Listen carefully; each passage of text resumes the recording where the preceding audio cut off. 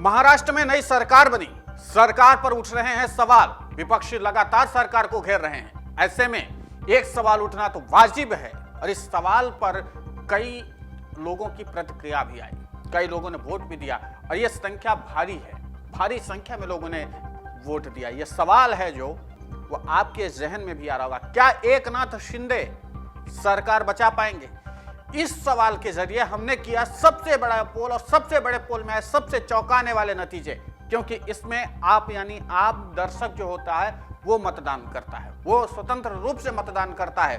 क्या एकनाथ शिंदे महाराष्ट्र में सरकार बचा पाएंगे? ये सबसे बड़ा सवाल और सबसे बड़े सवाल में आया सबसे चौंकाने वाला नतीजा।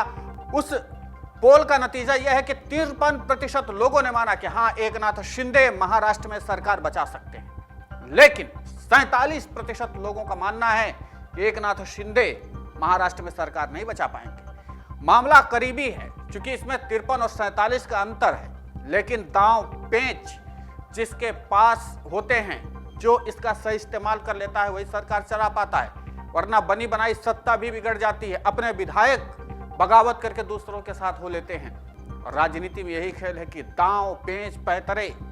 और जो राजनीति को लेकर के ये कहा गया है कि साम दाम दंड भेद जो चला ले वही राजनीति का मर्मज्ञ व्यक्ति है। इसलिए इस पूरे रणनीति में, इस पूरे घटनाक्रम में अगर आप देखेंगे तो एकनाथ शिंदे अभी तक तो एक परिपक्व राजनेता के तौर पर उभरे और एक ऑटो ड्राइवर से राज्य के मुखिया बन गए, आज वो राज्य के मुख्यमंत्री हैं।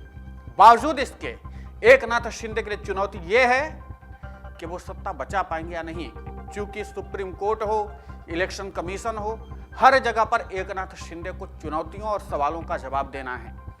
उद्धव ठाकरे के साथ उन्होंने अगर बगावत करके अलग से एक गुट बना करके अपने राजनीति को एक अलग धारा देने की कोशिश की है, तो क्या इसमें सफल हो पाएंगे?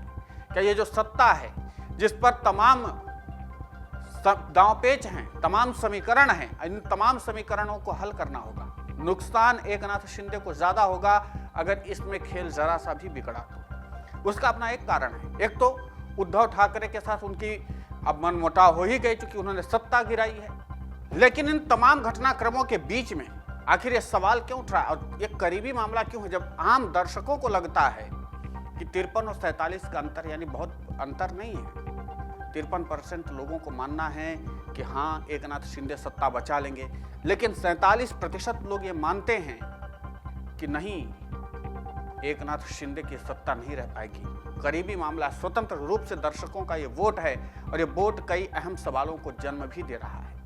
ऐसे में जिस तरीके से कानूनी दांवपेच हैं और कानूनी दांवपेच में जिस तरीके से बगावत का ठप्पा एकनाथ शिंदे पर लगा है और जिस तरीके से मनमुटाव की स्थिति बनी है, उन सब के बीच में क्या सुप्रीम कोर्ट अगर एकनाथ शिंदे के दावों को खारिज कर देता तब क्या करेंगे? इस पर हमने विस्तृत रिपोर्ट भी बनाई थी। हमने आपको समझाने की भी कोशिश की थी कि पूरी जो घटनाक्रम है उसमें अगर एकनाथ शिंदे को सुप्रीम कोर्ट से झटका लग गया या इलेक्शन कमीशन से झटका लग गया तो चुनौतियां बढ़ जाएंगी। इसलिए इस पूरे घटनाक्रम को लेकर के आपकी टिप्पणी क्या है, आप क्या सोचते हैं, हमें कमेंट करके जरूर बताएं।